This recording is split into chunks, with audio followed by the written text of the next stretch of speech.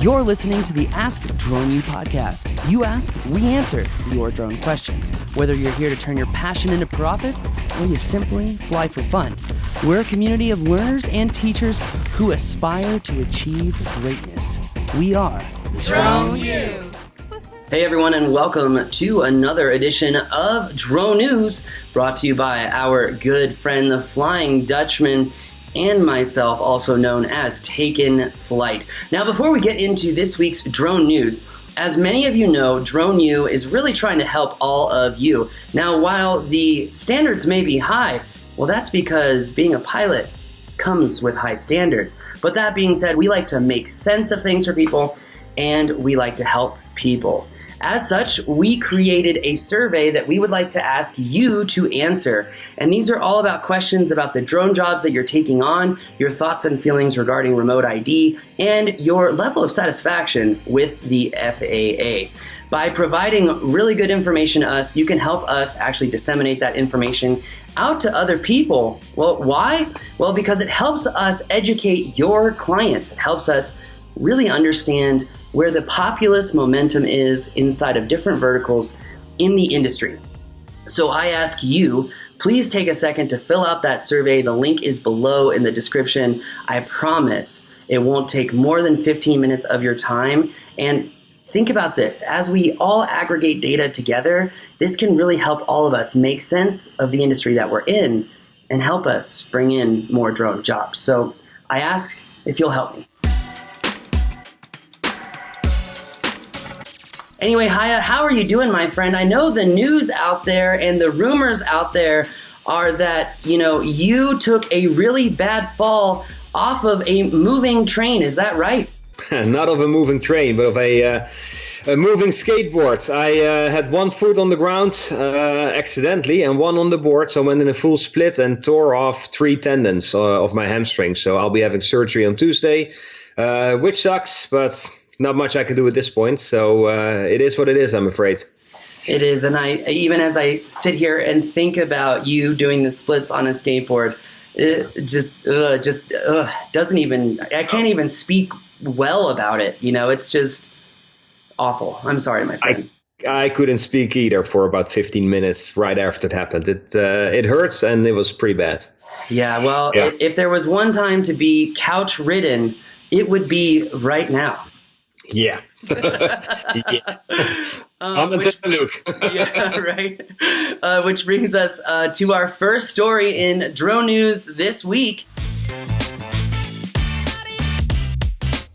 That's right. As we have said before, it seems like helicopter pilots and drone pilots really need to increase communication as more and more close calls are happening.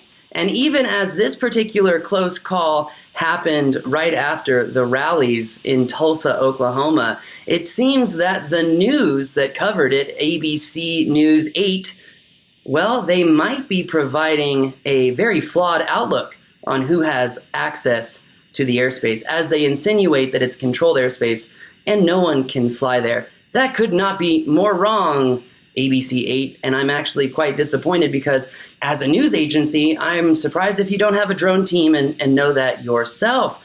But Haya, for a lot of people who are like, Paul, what are you talking about?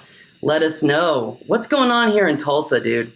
Yeah, this story brings us back to Wednesday when there was a procession from the St. Francis Hospital where like a whole group of cars and vehicles basically were going down this road. And there's a police helicopter flying very low overhead, but then there's also an Inspire drone, at least it seems to be an Inspire by the looks of it, basically coming in towards where the helicopter is. And they get so close to each other that at one point you can see the drone actually being pushed down pretty dramatically by the prop bus from the police helicopter.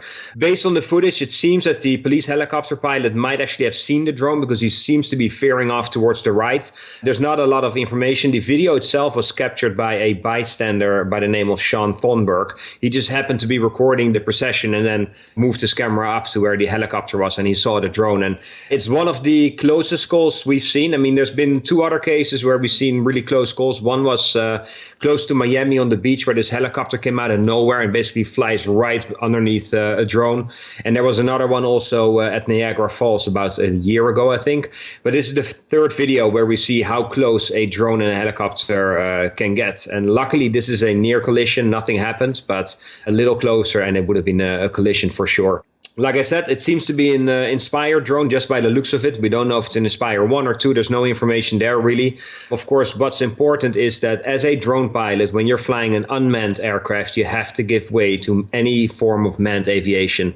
In this case, the police helicopter was flying very, very low, well below 500 feet, which of course is always a dangerous situation to be in for any helicopter. We don't know why they didn't see each other and why they ended up being so close in the airspace, but it was a very dangerous situation that luckily has ended well. So fingers crossed. Grateful that it ended well as well, Haya. And also goes to show there may be an opportunity here for drone pilots to add strobes to their drones. So there's absolutely no excuse for the helicopter pilot to see them. Because I agree with you, Haya, that while drone pilots are legally required to yield to manned aircraft, it makes you wonder when a manned aircraft is now acting carelessly and recklessly. It really makes you wonder who's at fault here.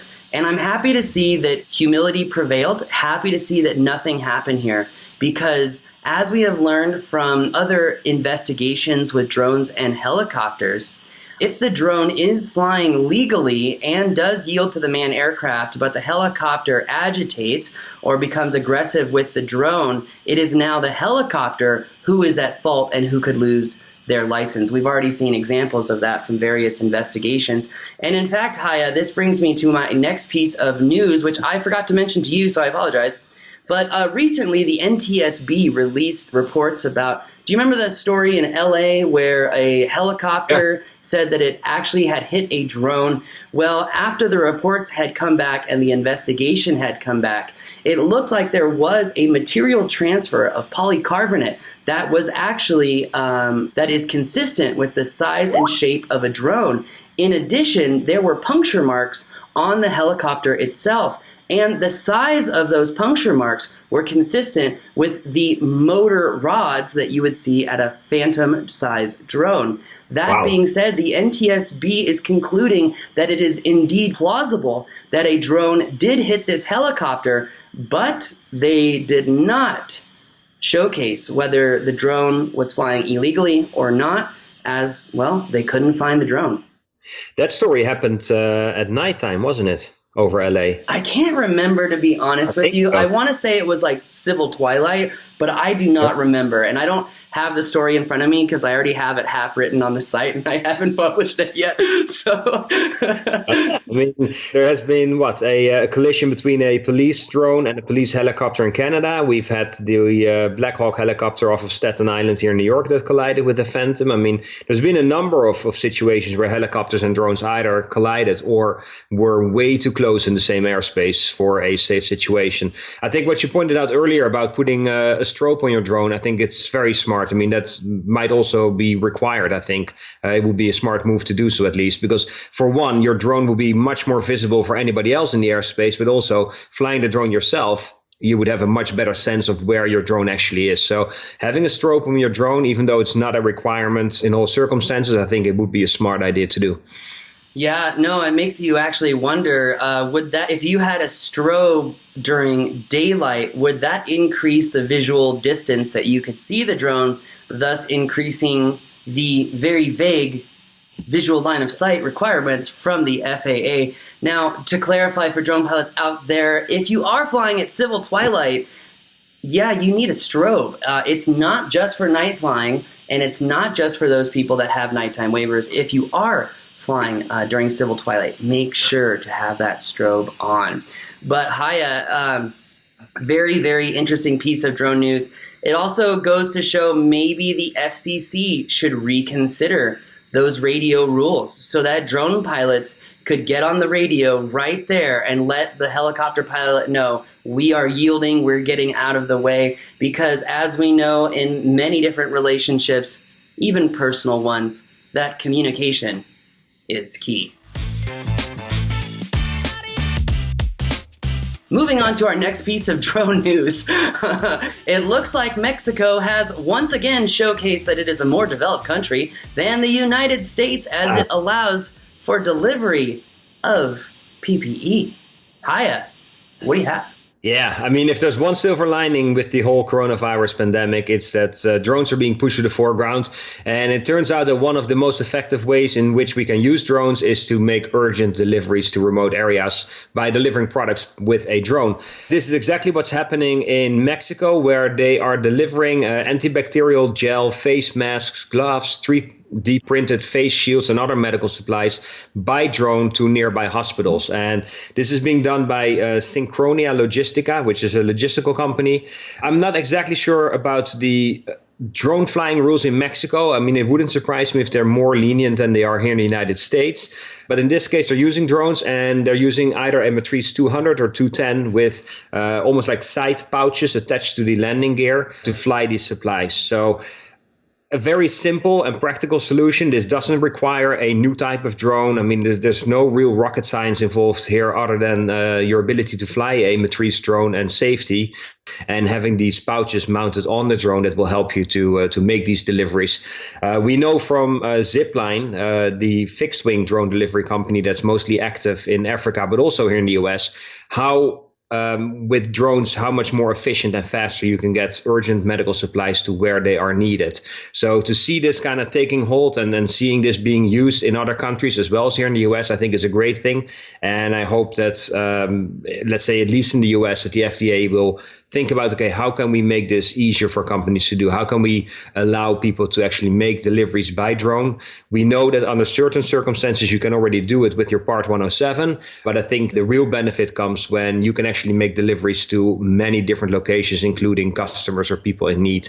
And for that, we would need the FDA to change their rules and make them more accessible. This is the latest example here in Mexico. I think it's a great story. And yeah, I'm looking forward to seeing more drones being used to make deliveries of medical supplies in the near future. Yeah, it should be interesting. But that brings us into our next piece of drone news, which Haya and I may just flow from story to story, so bear with us. But Haya, I'm intrigued with all the news stories that you sent over. What's new on the street here? The Mount Everest, officially first summited by Edmund Hillary and Tenzing Norgay in 1953. However, long before those guys made their way to the top of the Mount Everest, there was another crew consisting of George Lee Mallory and Andrew Sandy Irvine. Now, Mallory has been found, I think it was back in 1999. However, Irvine has never been found on the mountain. And the National Geographic is now working on a documentary. It's called Lost on Everest, to see if they can retrace the route that those guys climbed Mount Everest and see if potentially and maybe they're able to locate the remains of Andrew Irvine. Now, of course, this is a long shot. I mean, with all the snowfall, bodies that are on Mount Everest typically are buried in layers and layers of snow, and then they would make their way down the mountain as glaciers move their way down slowly. So it might take decades before they surface at the bottom of a glacier.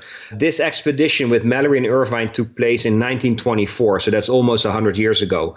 The reason why we're talking about this story is that some of the footage that is used in this National Geographic documentary is, of course, drone footage. And with drones, you get those amazing aerial perspectives. You get to see the mountain in ways that normally you wouldn't be able to.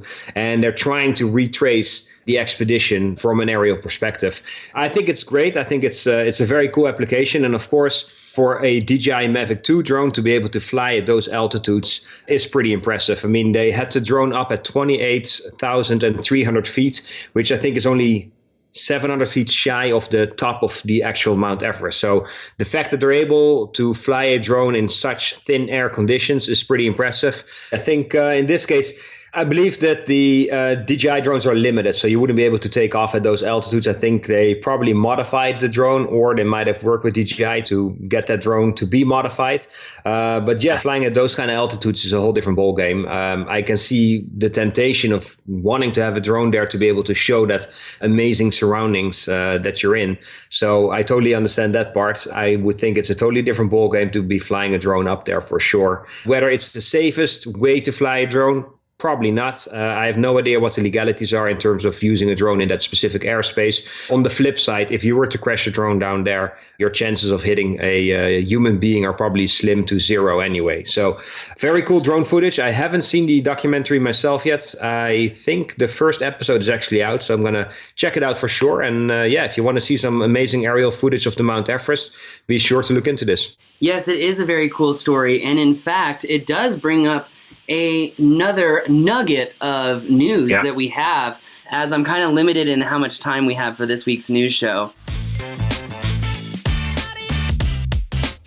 Yeah, so of course in New York we've been through periods of lockdown as well, and a lot of public areas were basically closed. And one of them was the 9/11 memorial next to the Freedom Tower. Those two big waterfall structures, basically, where the Twin Towers used to be.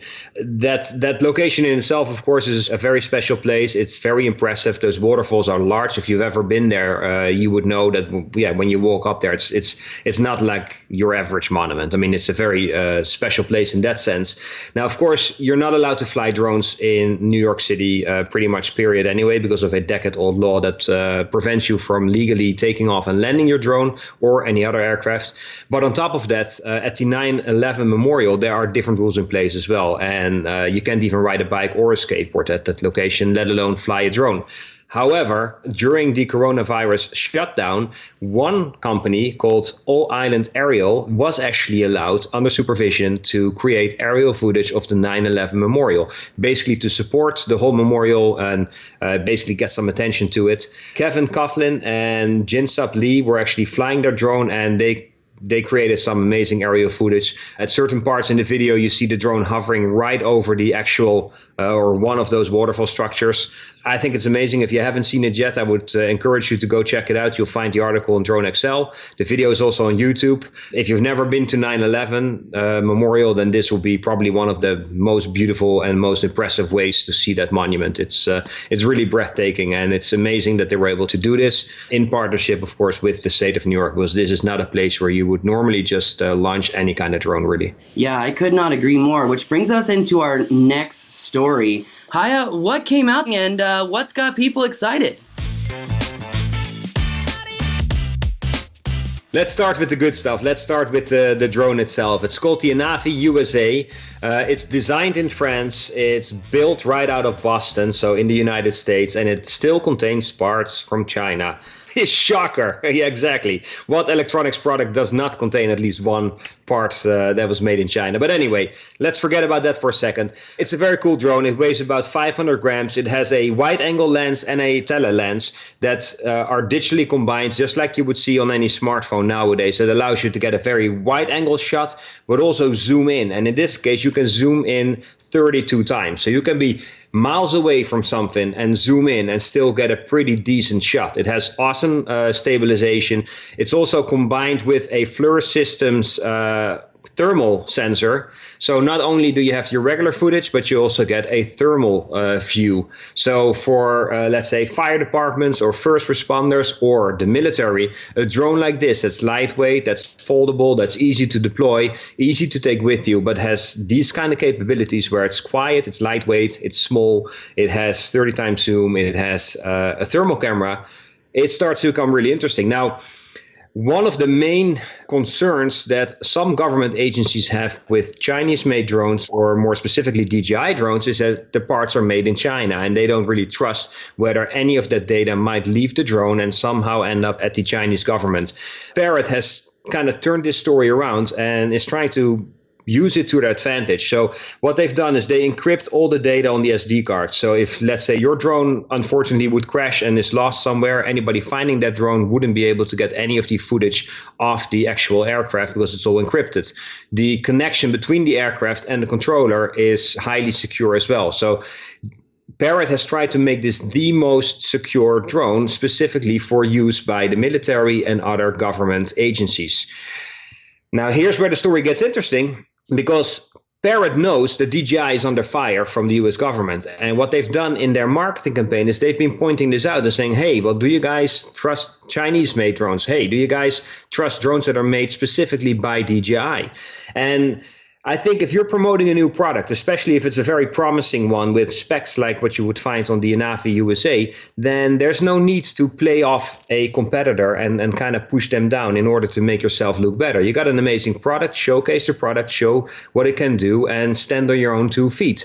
In this case, when Parrot, and specifically the CEO of Parrot, Henry Sadu, he did an online webinar, a presentation of this new product. And I think the entire webinar lasted about 40 minutes. More than 5 minutes out of his entire presentation were basically focused on DJI and how you cannot trust DJI drones, but you can trust this new Parrot drone, the Anafi USA. And at some point, he even went as far as falsely accusing DJI of silently removing some parts of their software of a DJI Go app, implying that this is the software used to fly drones, which it really isn't, because one, it wasn't the Go app, it was the Mimo app that you use for the Osmo Pocket, and also it's the Go 4 app that you would use for any modern DJI drone and not the Go app. So there was some stuff in his reasoning that doesn't quite add up. But even apart from that, I think the fact that as a CEO of a company, when you're presenting a new product, you want the attention of the public to be on the product. And I don't think there will be a need to make your product look better by bashing a competitor. And I'm not saying this because I'm a fan of DJI products. Let's say if this would have been Skydio versus Hotel or Hotel versus Skydio, I would have had the exact same commentary on this. I think I don't know, it just leaves you kind of a foul taste in your mouth, I think, if you watch that presentation. If you do want to watch the video, I tweeted it out. It's about 5 minutes and you can listen to him bashing DJI. Going back to the drone itself, I think it's super impressive. It's very fast to deploy. It's very lightweight. It's very pocketable. It's also very capable. With the old Anafi, a lot of the people who reviewed that drone and flew that drone, including myself, the drone was very lightweight, felt very fragile. The Wi-Fi connection wasn't always as great, and the drone wasn't really able to handle any high wind situations. DJI. Parrot tried to counter that by making the body more rugged. So the drone is slightly bigger, but a lot stronger. You can see that already if you look at the photos and you see how those arms are designed. It is capable of flying in much higher wind conditions. So they really took the Anafi and tried to keep as much of the good parts, let's say the lightweight and easy to use, but also make it a lot stronger and more rugged. So I think it's a very impressive product. It is going to sell for $7,000 through some official Parrot retailers here in the United States. It's not focused on consumers. It's really focused on government agencies, the military, first responders, fire departments, police departments, those kind of organizations. So I also asked them, is there going to be a consumer version of this drone? And they said no. So we'll have to see. Maybe they come out with an Anafi 2 at some point that would at least have that improved body shape, but we're not going to get 30 times zoom in combination with a thermal camera for a consumer drone, I'm afraid. Yeah, so I think the two main points are, I think the drone is really impressive. I would love to fly it and see it. I think it's a really capable drone. The thing that kind of left me with a foul taste is the fact that the CEO of Parrot was so focused on bashing DJI when there was no need to do so. And also he didn't do his homework because the facts that he presented simply didn't add up. And I think that's not a smart move to do. Anyway, that's the Parrot story. If you haven't seen the photos and videos, be sure to check them out. It's a cool new drone. Yeah, I think this is the drone that a lot of people are replacing their 210s with, because it seems to be about the same price point as a stripped down 210 without all the gimbals and cameras and whatnot. But the fact that reading your article, Haya, you can see 17 miles away with this little drone, that's pretty powerful. And I bet a lot of people are asking, is this drone a phantom killer? What if this drone was available to the commercial market, right? Mm-hmm. And I think that this could be a drone that could be really viable in a commercial market, especially for inspections, especially for having a certain manufactured country made. And frankly, the fact that it offers a triple payload on this small airframe is actually kind of exciting, because I think the Anafi is a little too light. I think it could do well from some weight. And I would love to see some more features from an Anafi. But if you added some simple things like, again, an attitude mode to avoid flyaway, a better VTX, this could be the drone that could really prop up the American drone market and provide significant competition to the existing manufacturers out there. But once again, in order to be truly competitive with these other drones, you have to offer some of the similar features, but understand why they are important. And for attitude mode, well, if you're a significant pilot or a professional pilot, you know exactly why you need an attitude mode. But anyway, Haya, that brings us to this next piece of news, which it looks like Skydio is stepping up to the plate. What are they doing? Skydio launched their drone late last year. People got super excited. A lot of people made their deposits and reservations. And their first batch, which I was lucky to be part of, sold out, I think, in minutes. And then they had batch number 2 sell out quickly, batch number 3 sell out quickly. And before we knew it, we were reporting that anybody who was in batch 3 probably wouldn't see their drone until Q3 of 2020, which is almost a year later. Now, with high-tech consumer products like smartphones and drones as well, a year is like a decade. I mean, technology from a year ago is outdated pretty quickly. I've seen on social media a lot of people abandoning their reservations and canceling their Skydio 2 orders. Unfortunately, Skydio as a company had to shut down because of coronavirus concerns. So people were working from home, but the production or the assembly here in the United States wasn't happening the way it was supposed to be happening because of the coronavirus pandemic.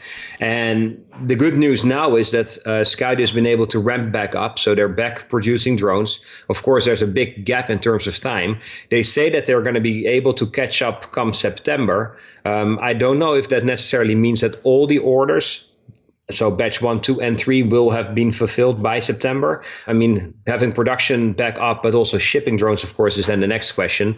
To kind of give a more positive spin on this, what they did do is they also improved the software. And some of the features of the Skydio 2 drone have been quite dramatically improved. I haven't been able to fly the drone myself yet because of my whole situation with my leg, but I hope to do so soon.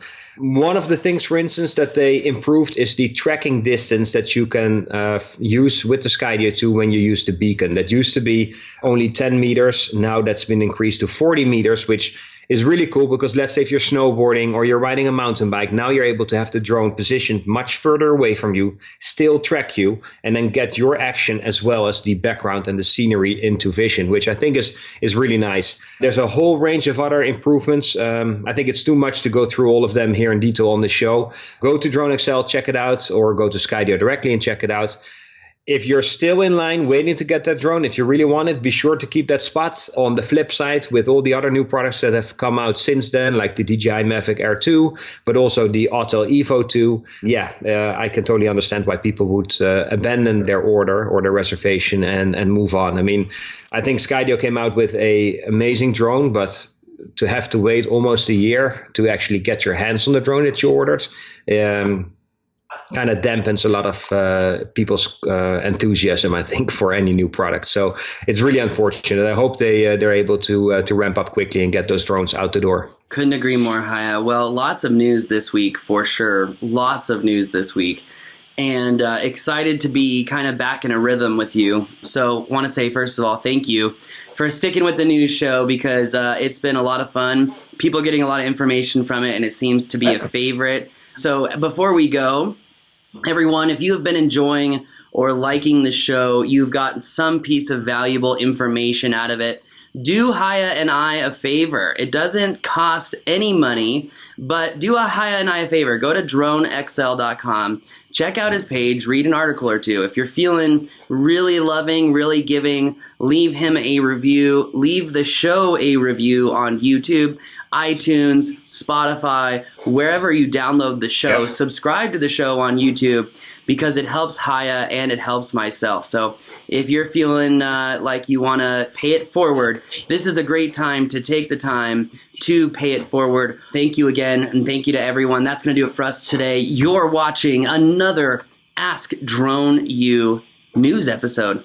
From the Flying Dutchman and myself, that'll do it for us today.